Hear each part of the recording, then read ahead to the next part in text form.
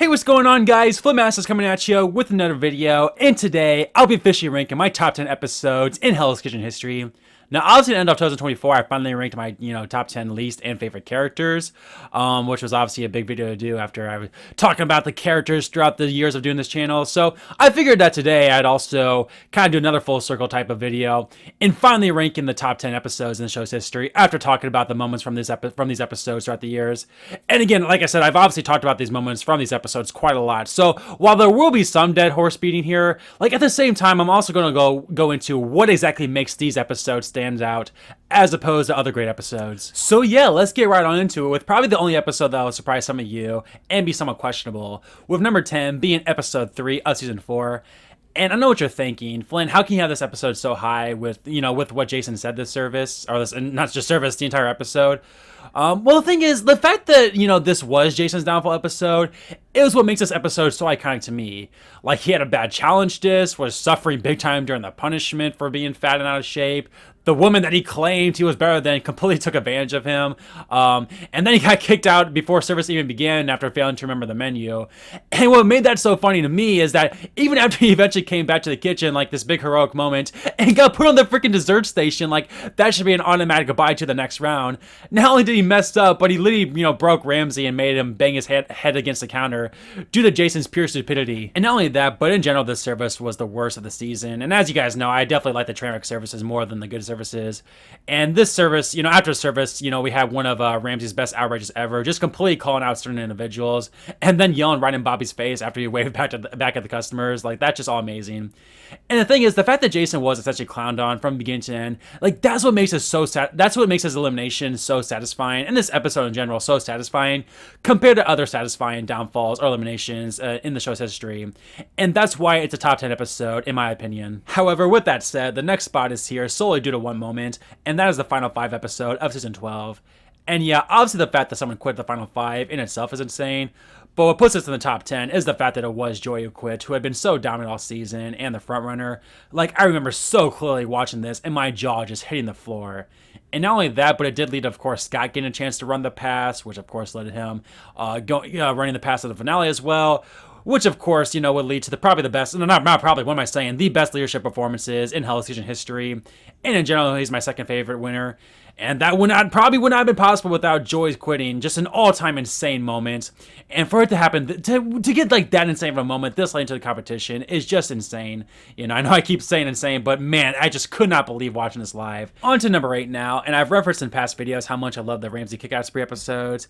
And one of my favorites is the 5th service of season 10. And it was just so interesting to see how the service unfolded and why I think, the Kickout Spree episodes are so fun. As at the beginning of the service for the red team, Kimmy and Dana were most at fault, which got Ramsay pissed off in the beginning. But, that's what's funny, since they did find the rest of the service, other chefs had to suffer, such as Danielle, who, to be fair, was also pretty bad throughout the night. But, of course, Barbie got kicked out for using a thermometer. And then Tiffany got kicked out right after making fun of her for that, as she served up burnt mashed potatoes. And then the Blue Kitchen was super interesting, as everyone but Brian and Roisin got kicked out, with Brian being the first person to get kicked out the previous service, and Roisin also got kicked out that service, and obviously was on huge thin ice, getting one last chance on the blue team, and made the absolute most of it. One of the best first impressions ever, and it was such an unlikely surviving duo. And then to counter that, Patrick and Guy, who were 2 of the last 3 chefs standing in the Blue Kitchen in the previous service, were the 2 worst chefs this night and put up for elimination. So it's just so interesting how the completely different dynamics from one service to another. Again, we had ejections left and right. Some of them were really funny. And it was just overall, it's exactly why I love these Kickout Spree episodes, and I wish they would happen more often. At number 7 now, and we're going back to season 4, with that being episode 7, aka the Match vs. Ben showdown. And similar to Jason, these 2 men are not very likable chefs, so you could make the case that it's hard to care about this episode too much for that reason, as it's hard to get on either one side.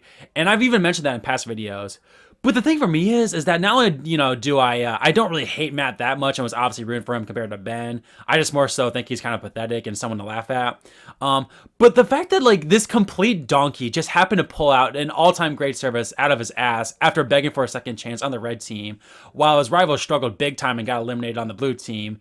Like, you just couldn't help but root for the guy. Like, you could, 2 episodes prior, you either didn't care about him or just didn't take him seriously. And now all of a sudden it's like, holy crap, like he he predicted exactly what was going to happen. And not only did Ben struggle, but I would even argue that this was the hardest Ramsay had ever been on a chef in one individual episode. As well, yes, he was more hard on Ben the following season as a whole. Again, I feel like, that was more sporadic, whereas Ramsay just laid it in the Ben this episode. And man, was that so satisfying to me. As say what you will about Ben compared to Matt in this season, but as a human overall, Ben is far and away the worst person, if not one of the worst humans in the history of the show. So that definitely helps this episode even more in retrospect. So yeah, I can see why most people wouldn't care too much about this episode, or maybe like not, I'm sure they would care, but like not have it like top 10. But this is truly one of those episodes where you would think Hell's Kitchen is scripted. It's unreal how it all played out. At number 6 might be surprising to some of you, but I mentioned before how much I love this episode. And at number 6 is episode 3 of season 14. And Michael truly makes this whole episode for me, as there's of course been some iconic donkey episodes throughout the years, but there's just something about Michael that stands out to me. Like, I guess because he seemed like such a normal dude and chef the previous 2 episodes, only to go full on Raj mode, like it was so bizarre. Of course, making lunch when nobody else was. Lena's probably sous chef James' funniest moment, saying, "Hey Michael, does it strike you as odd that you're the only one up here?" Like that was just so savage. And then his hot pan incident, almost getting Brett pulled from the competition 5 episodes earlier.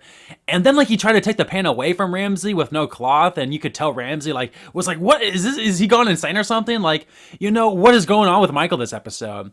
And not only that, but the rest of the episode was so bad from this all-time great cast. Like, I know I haven't mentioned the rewards that much so far, but you had Adam and Millie screwing up in that challenge for the blue team, and then both teams getting kicked out, after far and away the worst service of the season, leading Ramsay for the first time ever to go up in the dorms. So yeah, the fact that this episode was such a unicorn from this cast, and Michael especially, that definitely, to me, that elevates this episode to top tier status. On to the top 5 now, and we have the only new era episode on the list, and thus the first one with a title, with that being the Black Jacket Lounge episode, a Hell's Kitchen special delivery. And the fact that a Black Jacket episode, this one especially, ended up being not just a great episode, but an all-time great one, is generally insane. Because I remember so clearly after Danya was unfairly eliminated over Jason, it's just like, it felt so meh to me, because obviously they were keeping Jason around for as long as possible, but it's like, does it really matter? Is it going to be that satisfying if he's, one of 2 people eliminated in the Black Jacket Lounge challenge? Like, not really. But the fact that he was the only chef to be eliminated, and not only that, but to not earn a Black Jacket, oh my goodness, what a moment. And the pure joy I'm sure the entire fan base got when Ramsay announced that we would be getting 6 Black Jackets for the first time since season 14. I'll never forget just how hyped the chat was when I was doing this recap episode. And of course, that final chef to earn it was Ryan, who would not only break the Black Jacket curse, but win the season. It's again, you feel so bad for Danya that she got screwed over, but damn it, Hell's Kitchen, you got me. It truly did make for an all-time great episode to follow due to this insane storyline. And because of that, it's a top 5 episode in the show's history for me. On to the top 4, and these 4 episodes are truly the cream of the crop for me, as I feel like pretty much every Hell's Kitchen fan can agree that these are some all-time great episodes, with the moments in them objectively being absolutely incredible and memorable. And number 4 is probably the most entertaining service in the show's history, with that being the opening night service of season 11. And yeah, obviously not only is it an amazing kick-out spree service, but the moments are just so iconic, such as, Zacky Wacky, Danielle and Jeremy just completely bewildering Ramsay with their stupidity before getting kicked out, Zach's all-time great performance, Jessica, of all people, being the highlight on the red team. Again, as an all-around service, which is basically what this episode is, it's not only my favorite, but I'm sure a lot of people's favorites. And the only reason why it's at number 4 is that the 3 episodes above it just simply have more all-around moments and just a bit more iconic to me. But again, an easy all-time iconic episode here. On to the top 3, and at number 3 is episode 3 of season 8, aka the funniest episode in not just Hell's Kitchen history, but I would even argue in all of reality TV history. And that, of course, is basically solely due to Raj. I mean, right away, it started with the breakfast service and him sticking his head into the freezer, Ramsay getting to his face after he talked back to him, and then Trev, of all people, the only person who didn't hate Raj up until that point, would anatize Raj so much that even Raj couldn't take it and got back into his face. And then service was an all-time bad one. Again, not just due to his mistakes, but the way he acted. Freaking eating the fish, making multiple portions of fish just in case. Even Ramsay said, what are you doing? Just playing the odds. Telling Ramsay he couldn't go out in the dining room due to being dirty. Only for sous chef Scott to be the last person in the blue kitchen to just lose it on him. It's just generally one of the best episodes of TV ever. and the culmination of one of Hell's Kitchen's most iconic characters. At number 2, and honestly, I can admit that objectively, you could argue that a lot of other episodes on this list are better as all-around episodes, but this is my list, and Nelko's Meltdown episode will always be iconic to me. And the thing is, for me, this was pretty much spoiled in the beginning of the season with the first promo, showing Nilka throwing down the wet floor sign. Like, you knew at some point she was going to have her meltdown. And each and every episode, you just kept waiting for that till it happened. And it literally came at the final instance, of course, right before the Black Jackets, where, again, the preview for that episode could have not made it more clear she was going to just completely crash and burn.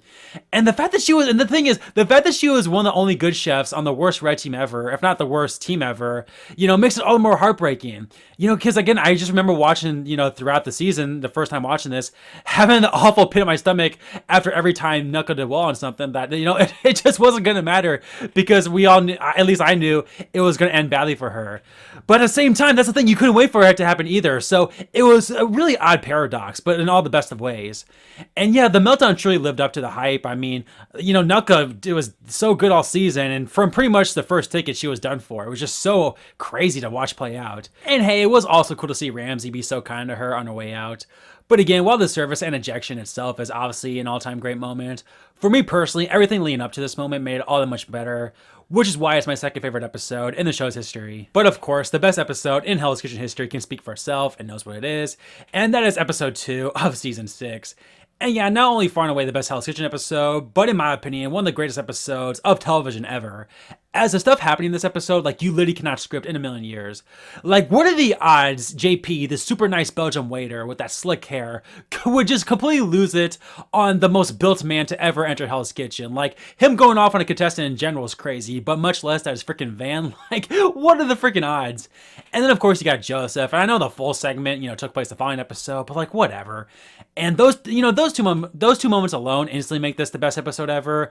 But you also have the terrible service where Ramsay turned the restaurant into a cocktail restaurant out of desperation. Tony be giving some absolutely hilarious confessionals and moments. Like, you just add all this stuff up, and it's easily one of the best episodes of television ever, in my opinion. So there you have it, guys. My top 10 favorite episodes in Hell's Kitchen history. Let me know what your list would be in the comments below, and be sure to hit that subscribe and like button. And with all that said, take care, everyone, and I'll see you next time.